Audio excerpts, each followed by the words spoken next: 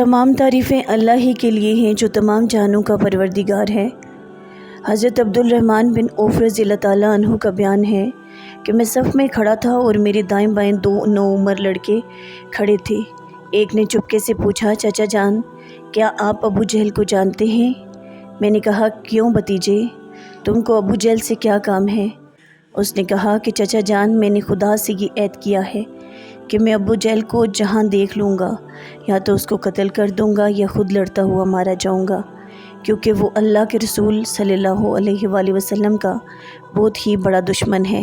हज़रत अब्दुल रहमान रज़ियल्लाहु ताला अन्हु कहते हैं कि मैंने हैरत से इस नौजवान का मुँह ताक रहा था कि दूसरे नौजवान ने भी मुझसे यही कहा। इतने में अबू जहल तलवार घुमाता हुआ सामने आ गया और मैंने इशारे से बता दिया कि अबू जहल यही है।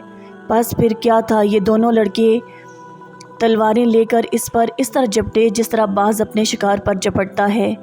दोनों ने अपनी तलवारों से मार मार कर अबू जहल को ज़मीन पर ढेर कर दिया।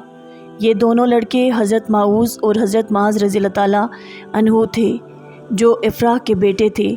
अबू जहल के बेटे इकरमा ने अपने बाप के कातिल हज़रत माज़ रज़ियल्लाहु ताला अन्हु पर हमला कर दिया और पीछे से इनके बाएं शाने पर तलवार मारी, जिससे इनका बाजू कट गया, लेकिन थोड़ा सा चमड़ा बाकी रह गया और हाथ लटकने लगा। हज़रत माज़ रज़ियल्लाहु ताला अन्हु ने इकरमा का पीछा किया और दूर तक दौड़ाया, मगर इकरमा भाग कर बच निकला।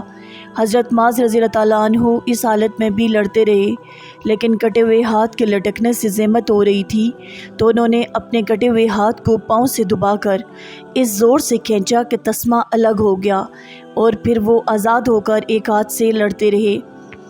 हज़रत अब्दुल्ला बिन मसूद रज़ियल्लाहु ताला अन्हु अबू जहल के पास से गुज़रे। इस वक्त अबू जहल में कुछ ज़िंदगी की रमक बाकी थी। हज़रत अब्दुल्ला बिन मसूद रज़ियल्लाहु ताला अन्हु ने इसकी गर्दन को अपने पाँव से रौंद कर फरमाया कि तू ही अबू जहल है, बता आज तुझे अल्लाह ने कैसा रुसवा किया।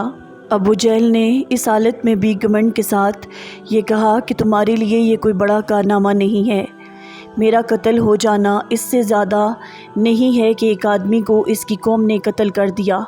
हाँ, मुझे इस पर अफसोस है कि काश मुझे किसानों के सिवा कोई दूसरा शख्स कत्ल करता।